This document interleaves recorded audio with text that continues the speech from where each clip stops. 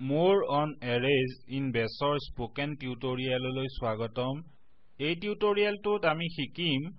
array এটাৰ পৰা উপাদান এটা নিষ্কাশন কৰা array এটাত উপাদান এটা প্ৰতিস্থাপন কৰা array এটাত উপাদান এটা সংলগ্ন কৰা আৰু array এটাৰ পৰা উপাদান এটা আঁতৰ কৰা এই টিউটোৰিয়েলটো অনুসৰণ কৰিবলৈ আপুনি লিনাক্স অপাৰেটিং সিস্টেমৰ সৈতে জ্ঞাত হ'ব লাগিব যদি নহয় সংগত শিকনিৰ বাবে অনুগ্ৰহ কৰি দৰ্শিত ধৰণে আমাৰ ওয়েবসাইট পৰিদৰ্শন কৰক এই টিউটোৰিয়েলটোৰ বাবে মই ব্যৱহাৰ কৰিছো উবুন্টু লিনাক্স 1204 অপাৰেটিং সিস্টেম আৰু GNU Bash টাঙৰণ 4110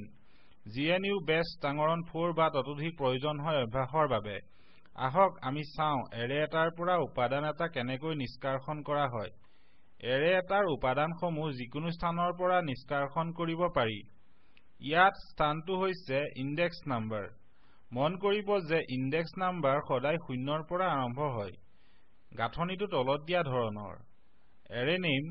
বৰবন্ধনীৰ ভিতৰত @ কোলন স্থান কোলন উল্লেখিত স্থানৰ পৰা নিষ্কাশিত হ'ব লগা উপাদানৰ সংখ্যা আহক আমি এটা উদাহৰণৰ সহায়ত বুজিবলৈ চেষ্টা কৰো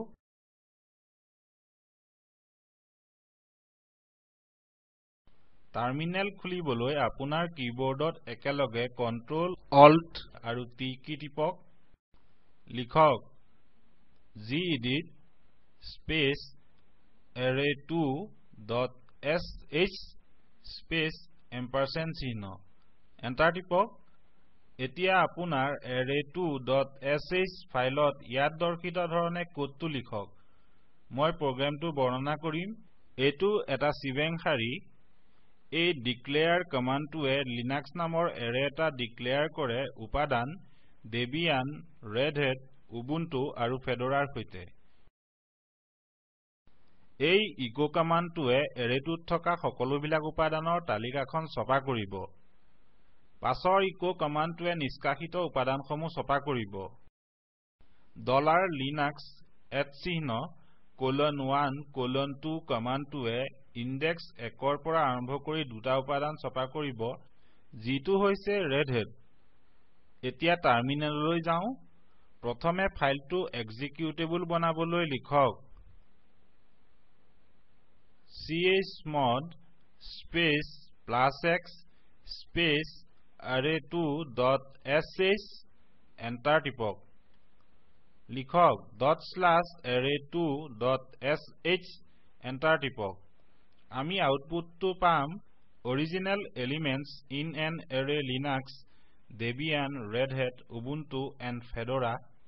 the two elements starting from index 1 red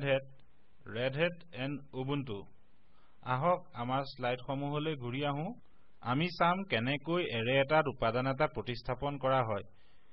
এৰে এটাৰ পূৰ্বস্থিত উপাদান এটা তলৰ গাঁথনিটো ব্যৱহাৰ কৰি প্ৰতিস্থাপন কৰিব পাৰি এৰে নেম বৰবন্ধনীৰ ভিতৰত n সমান একক ঊৰ্ধ্বকমাৰ ভিতৰত নিউ ৱৰ্ড ইয়াত n হৈছে ইনডেক্স নাম্বাৰ বা এলিমেন্ট নাম্বাৰ আমাৰ টেক্সট এডিটৰলৈ ঘূৰি আহক linux2 = mandriva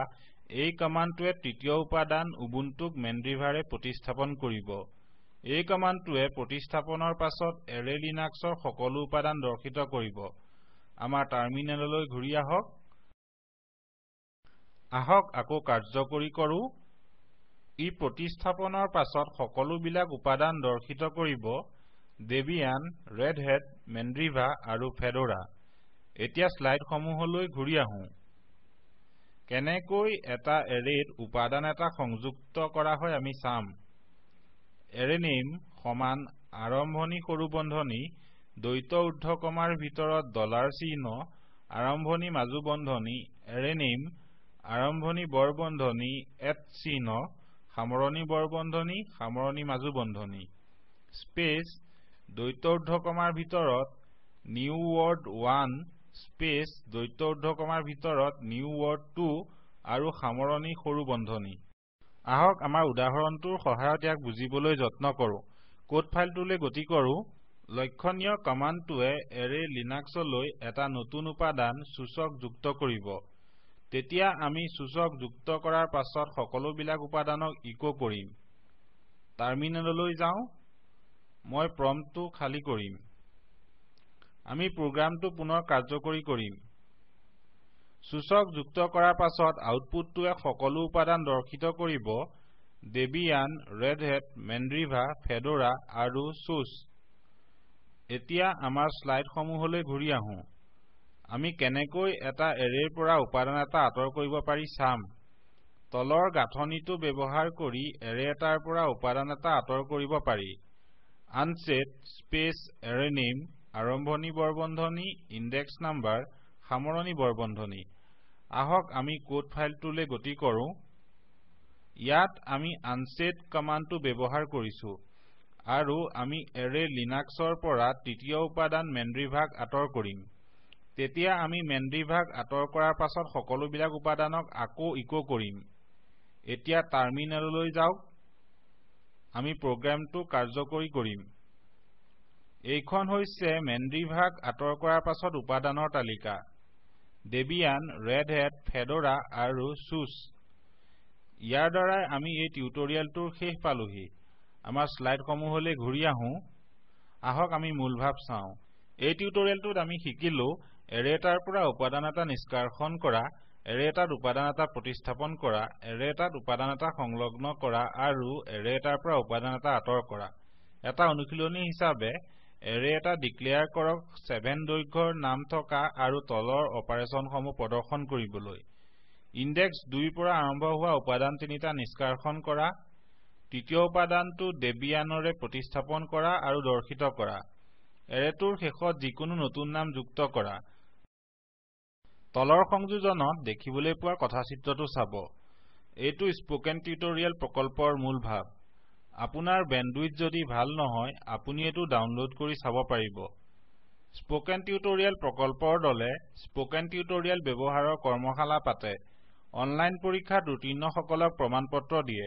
অধিক জানিবলৈ অনুগ্ৰহ কৰি contact@spoken-tutorial.org লৈ লিখক স্পোকেন টিউটোৰিয়েল প্ৰকল্প টক টু এ টিচাৰ প্ৰকল্পৰ অংশ হয় ইয়াক ICT MHRD ভাৰত চৰকাৰৰ জৰিয়তে নেশনেল মিছন অন এডুকেশ্যনে সহায় কৰিছে এই মিছনৰ বিষয়ে অধিক তথ্য তলৰ সংযোজনত উপলব্ধ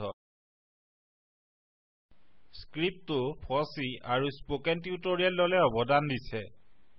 মই মৌচম হাজৰিকা সংযোগ কৰাৰ বাবে ধন্যবাদ